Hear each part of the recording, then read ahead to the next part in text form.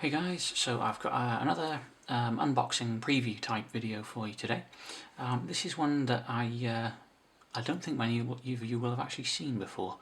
I know I hadn't. It was something I'd never heard of up until I saw this. So yeah, I hope you find this interesting. Right, so what this is a kit that I bought recently as part of the one of Hobbylink Japan's recent sales. They had like a big clearance event back in March, and this was one of the kits featured. It's normally pretty expensive, but it was at a massive reduction. I think like a 70% reduction or something like that. So it was significantly cheaper than it is now, than it is usually. So I hope you find this interesting. And without further ado, let me show you what it is.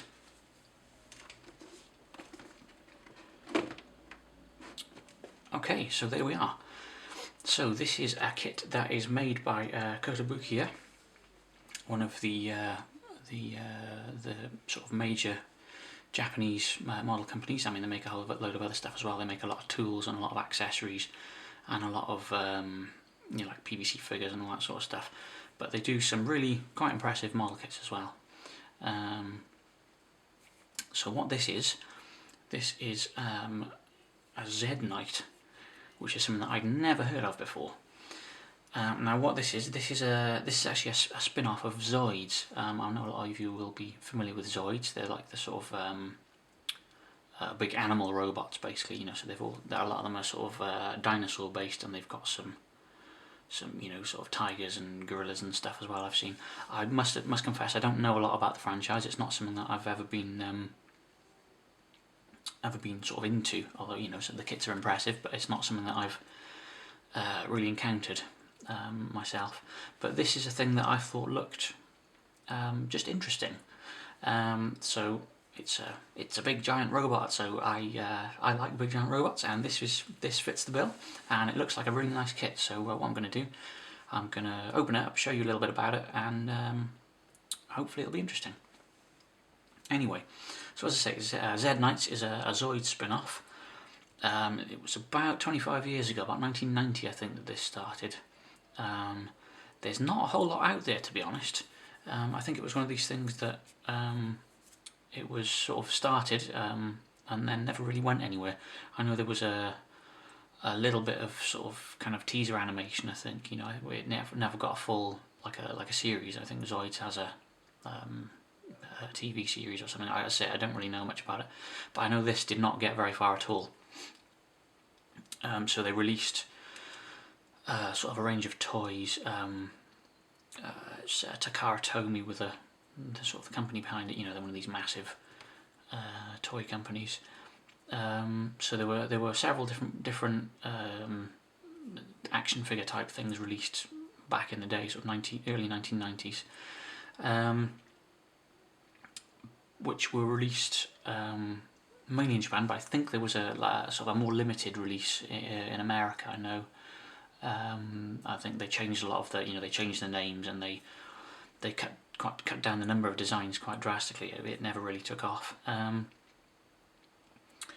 And as I say, it didn't really go anywhere, and ended, I think, in about 94, 95. It just kind of stopped, fizzled out, disappeared. Until a few years ago, where there have been a few sort of little there were little capsule toys, gashapon figures released at some point, and there have been a few other bits and pieces as well. But Kotobukiya have now released there's a few different kits they've done actually. There's this one, and there are a couple of others. I haven't gotten the others, but I may well get. There's another one that I quite like that I may well pick up in future. But anyway, without further ado, let's have a look at this. So this is a nice, decent sized box. As I say, it's comparable to one of the smaller sort of the Bandai Master Grades, or the Re 100 series. The boxes are sort of the same size as that. As you can see, it's not huge. It's about 30 centimeters by about 18, 19. And reasonably deep, but not massive. Nice box art. I like the design here. I'm sorry if my light's reflecting, so I'm going to tilt it slightly, and hopefully that'll help a bit. So you've got a nice bit of computer generated art on the front. So yeah, this is the Z-A03 Type K Z Knight. As I say, there are a few other ones as well, but they call this a high-end master model, which is kind of equivalent to a master grade, I think. I think that's what they were aiming for here. Anyway, so on the side you've got sort of photos of the kit as complete, some different poses, and markings and things that comes with it. On the other side, a load of the sort of the usual bump you get on these kits. Don't know what any of this says, but there we go. This may be like a history of the design, or it may be all just legalese. And then on the ends, not very exciting, just a sort of a crop of this. But yeah, so nice box, nice packaging. You've got these little Z Knight logo and the high-end master model logo as well. As I say, I don't think this has got terribly far, this range. There are one or two other kits as well, but I think that's probably about it. So anyway, let's open it up and have a look.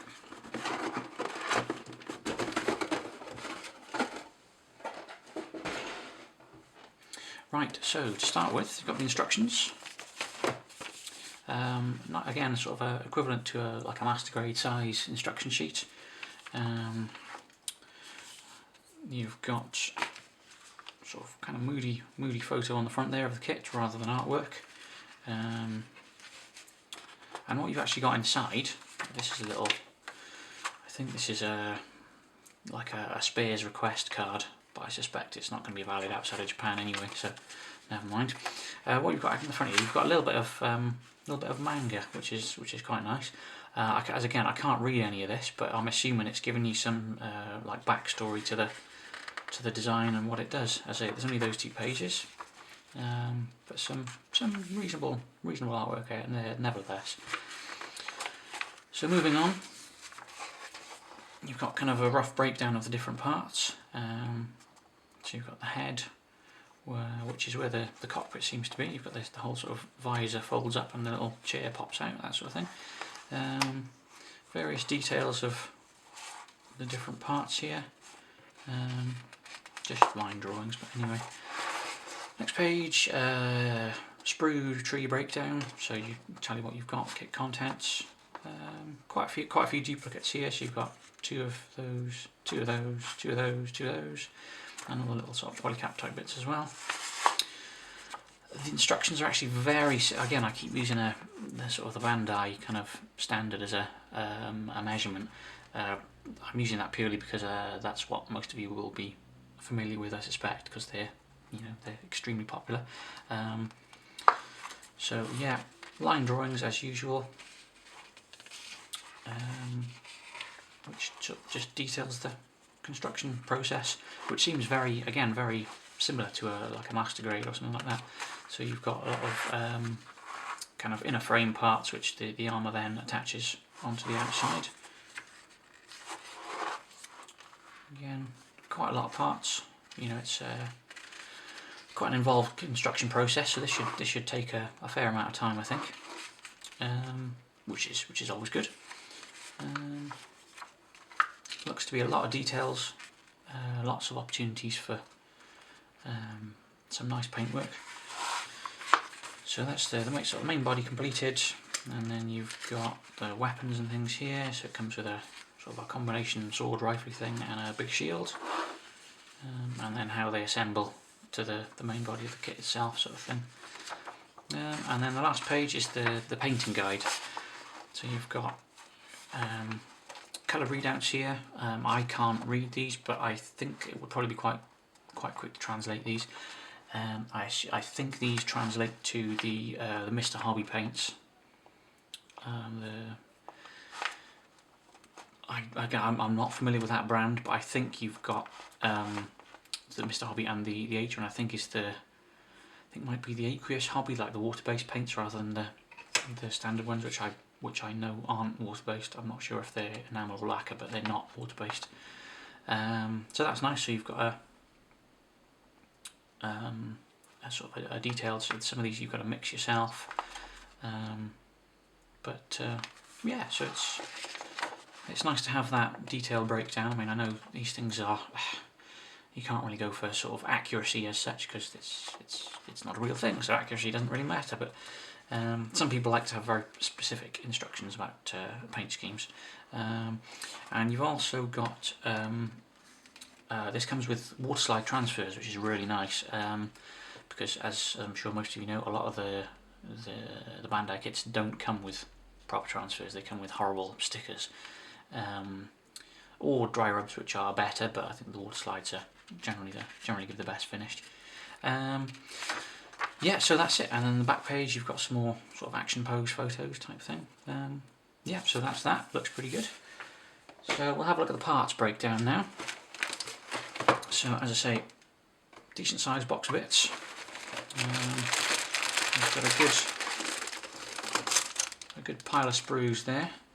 And again, lots of these little smaller ancillary sprues, polycaps. Well, not polycaps, but little sort of end caps. And then a packet of different polycaps there. And of course the all important water slide transfers. I must confess I've not used Koto's water slide transfers yet. I've got a couple of their kits sort of in the stash, but I've not actually got around to building one yet, so I can't comment as to the quality of these, but they should be pretty decent, I suspect. They're not going to be terrible. They look to be quite nice fine carrier film, that sort of thing, so I'm sure they won't disappoint. Anyway, so yeah, so you've got all these little parts here. And you've got what I believe is this is like a transparent part, so I think that's the sort of the visor, the eyepiece, face mask there, I think. Lots of little detailed parts here. And these look to be these are ABS plastics, so these are the moving parts. So these are the joints, I think, because they generally tend to be made in ABS rather than styrene.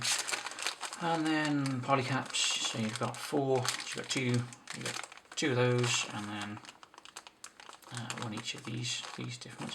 Not a huge number there, which is quite nice, I think, because too many polycaps can be a bit of a pain.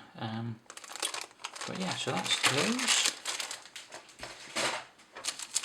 So next up, we've got a lot of these pieces are, I say there are paint instructions in the instruction manual, obviously, but a lot of these pieces they're all coloured anyway, so the colour separation is quite good.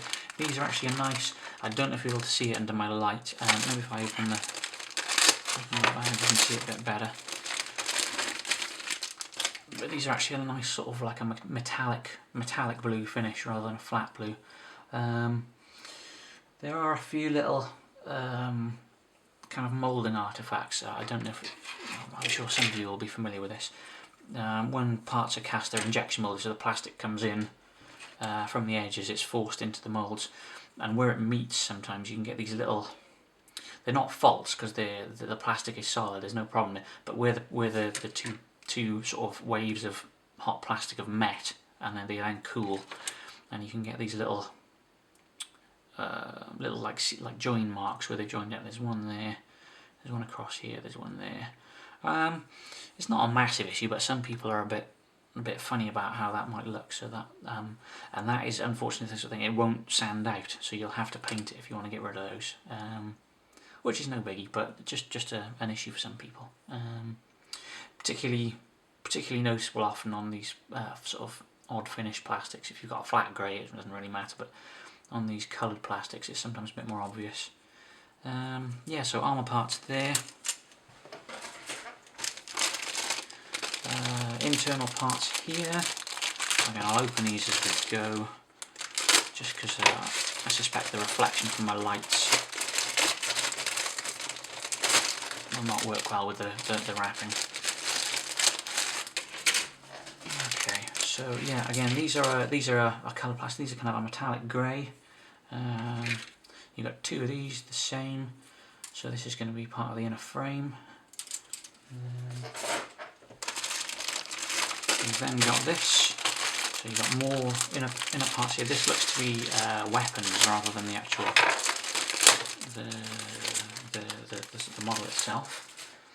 So we've got, again, this is a metallic, sort of a gunmetal dark metallic, and this one is a much brighter silver, as you can see. So fairly obvious that's a shield. You've got a sword blade type thing there.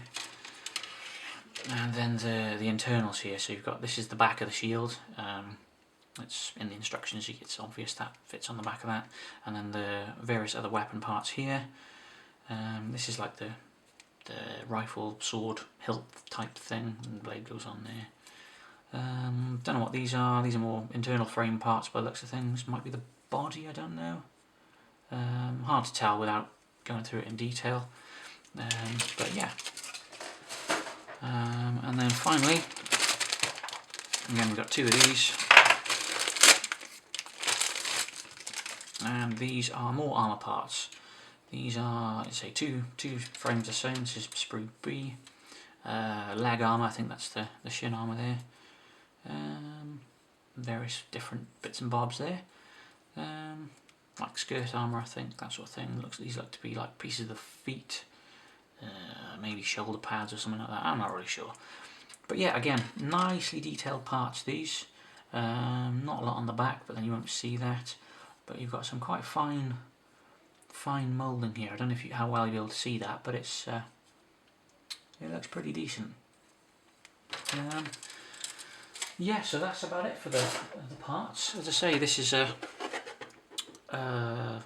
one of several kits. There are a few others. There are I'm afraid I can't remember the names offhand, but I know there's at least another one in this range that was kind of similar but a bit bigger, and there was another one which was quite different, which I cannot remember the details of at the moment. But yeah, this is, as I say, something I had not seen before, something which is a bit unusual, a bit quirky, and yeah, it looks like it'll be a nice change from my usual Gundam type stuff. Same sort of theme, obviously, you know, big giant robot type thing, but just with a slightly different twist. So I hope that's been helpful. I hope that's been interesting. As I say, I got this from Hobbylink Japan. I'm sure it's available elsewhere as well. I got it for an absolute steal. I think I got it for about, I want to say, I think about 1,300 yen, which is a crazy price. You know, that's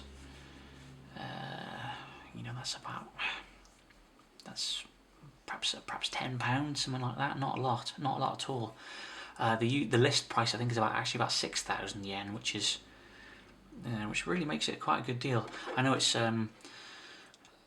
not huge for the money, but I think that these are made in significantly smaller production runs than the likes of, you know, like a master grade kit, because they're churned out in 1,000 upon 1,000.